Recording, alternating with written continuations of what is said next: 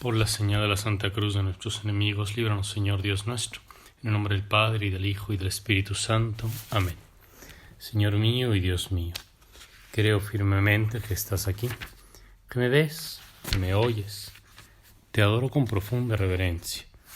Te pido perdón de mis pecados y gracia para hacer con fruto este rato de oración.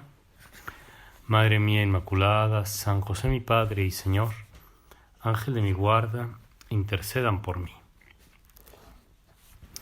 La clave para comprender la Sagrada Escritura y todo el mensaje de los libros sagrados es Jesucristo. Nuestra religión, la fe católica, no es una religión de libro. No somos adoradores de un libro, sino adoradores en espíritu y en verdad del Hijo de Dios hecho hombre, que se hizo hombre hablándonos en lenguaje humano, con palabras que podían entender sus contemporáneos, pronunciadas en hebreo o en arameo, pero que no eran palabras simplemente de este mundo.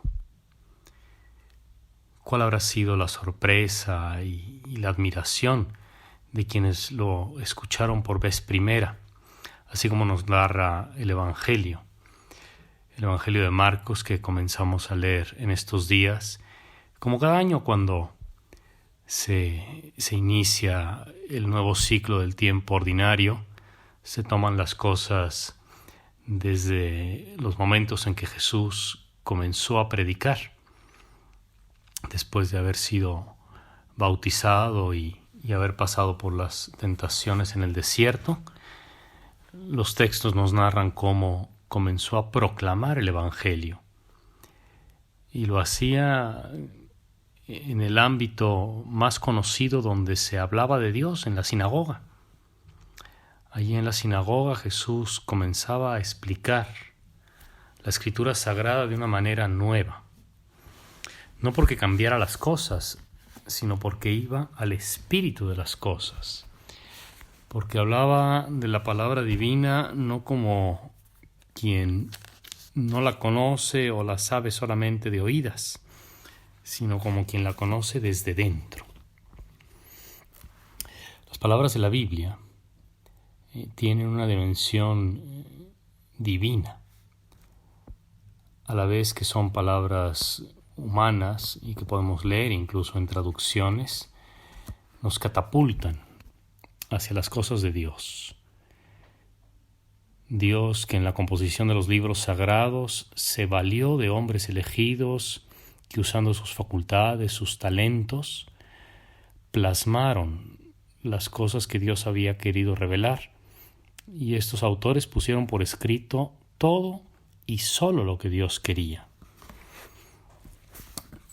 Cuando Dios se reveló a Moisés, cuando se reveló a los profetas, cuando se dio a conocer al pueblo de Israel, lo hizo garantizando que aquellos hombres, al poner por escrito, al transmitir las palabras de Dios, transmitieran verdaderamente una enseñanza. Pero esa enseñanza ha de ser percibida, por decirlo así, con el mismo espíritu con el que fueron escritas. La Iglesia lo sabe bien porque sabe que antes de ponerse por escritas las palabras de la Torá, las palabras del Pentateuco, del Antiguo Testamento, fueron reveladas a los hombres y estaban, por decirlo así, guardadas en el tesoro de la conciencia, de los corazones de aquellos profetas, y se transmitían como de boca en boca. El lugar de la palabra de Dios es la vida, el corazón de los hombres. Ser fieles a la palabra de Dios significa situarse en esa corriente vital del Espíritu Santo que anima, que vivifica, que acompaña la vida de su pueblo. Vamos, que Dios no desgastó tantas energías con el fin de que se pusieran por escrito unos libros para que solo unos pocos eruditos especialistas en palabras raras, por decirlo así, tuvieran acceso a esa escritura, sino para que fuera un faro, una lámpara, una luz que ilumina a los hombres de buena voluntad que buscan la verdad. ¿Cuál habrá sido, la sorpresa, la admiración de aquellos oyentes de las sinagogas cuando Jesús de Nazaret, un desconocido, por decirlo así, entró a esas sinagogas y les hablaba y les explicaba el sentido de lo que acababan de leer? Seguramente se admiraban porque le entendían y porque hacía una interpretación que calaba en sus corazones. El mismo evangelista San Juan ha consignado la admiración de esos hombres que se preguntaban estupefactos: ¿qué es esto? Una enseñanza nueva expuesta con autoridad. Una enseñanza nueva no porque dijera que Dios no existía o porque enseñaba cosas totalmente desconocidas para los israelitas. La novedad estaba como en la frescura, en el contraste con lo que ellos habitualmente escuchaban de los intérpretes, esa suerte de especialistas fariseos o saduceos. Quizá algo similar a lo que le pasó a San Agustín cuando escuchó por vez primera a San Ambrosio. Según narra San Agustín, él había leído ya la Sagrada Escritura, empezando por el Antiguo Testamento, y le había parecido un texto burdo, casi vulgar, escrito en un idioma inculto, mala literatura, decía él. Y lo había abandonado y se había ido con aquellos maniqueos, que eran unos herejes. Hasta que años después, un poco por casualidad, pero también por curiosidad, entró a la iglesia y escuchó la predicación de San Ambrosio.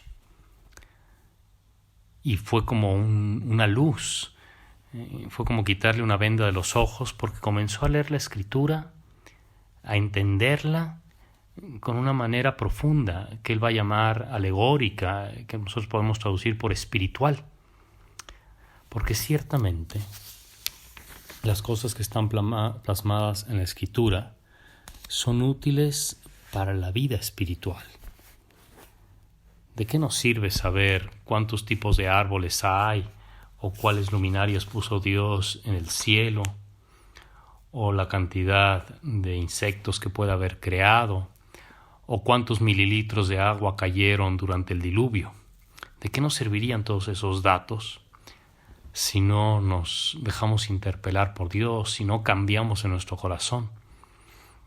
Las cosas que fueron escritas no fueron escritas para saciar una curiosidad enciclopédica, sino para enseñarnos a amar el bien y evitar el mal, para reconocer lo bueno y desechar lo malo. Y así el hombre verdaderamente sabio es el que, escuchando esas palabras, se arma con la verdad y es capaz de desenmascarar la mentira. Sabemos que el padre de la mentira es Satanás. Y así la verdad revelada es como un veneno para Satanás, es un arma mortífera. La gente se admiraba, estaban estupefactos, porque la palabra de Jesús les llegaba al corazón y se dieron cuenta de que esa palabra era verdadera, era una palabra capaz de desenmascarar las mentiras. Y así decían: ¿qué es esto? Una enseñanza nueva expuesta con autoridad, incluso increpa a los espíritus inmundos, los conmina y le obedecen. Porque si hay algo que Satanás no soporta, es la verdad.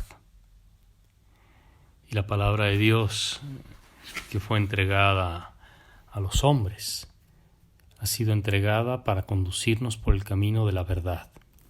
Una verdad que se identifica con lo justo, con lo bueno, con lo honesto, Es la verdad que abrazan las personas de buena voluntad, los que quieren hacer el bien y desechar el mal. Jesús comenzó a predicar y la gente se admiraba. También nosotros nos admiramos cada vez que la palabra de Dios rebota en nuestras almas y nos hace ver lo que es bueno y nos ayuda a evitar lo malo. Te doy gracias, Dios mío, por los buenos propósitos, afectos e inspiraciones que me has comunicado en este rato de oración. Te pido ayuda para ponerlos por obra. Madre mía Inmaculada, San José mi Padre y Señor, Ángel de mi guarda, intercedan por mí.